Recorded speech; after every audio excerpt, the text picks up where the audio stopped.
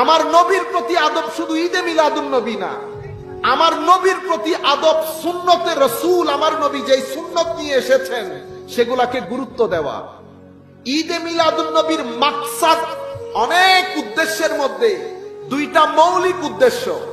একটা হচ্ছে নতুন প্রজন্মকে আমার নবীর মহব্বতের তালিম দেওয়া, এটা ঈদে মিলাদুন নবীর উদ্দেশ্য। এটা ঈদে মিলাদুন নবীর উদ্দেশ্য, রিকানেক্ট করা কাকে? নতুন প্রজন্মকে, এবং তাদেরকে আমার নবীর মহব্বতের তালিম দেওয়া, কারণ মহব্বত আমাদের ঈমানের প্রাণ। এরপরে নতুন প্রজন্মকে আমার নবীর সুন্নতের তালিম দেওয়া।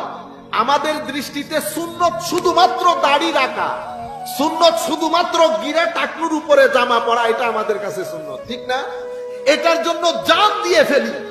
অথচ আমার নবী সাল্লাল্লাহু আলাইহি ওয়াসাল্লামের সুনানে মুস্তাফার মধ্যে একটা বড় স্থান দখল করে আছে সচ্চরিত্র, ভদ্র হওয়া, নম্র হওয়া, সহনশীল হওয়া, উদার হওয়া, মিথ্যা না বলা, মানুষকে সহযোগিতা করা, মানুষের জন্য চিন্তা করা।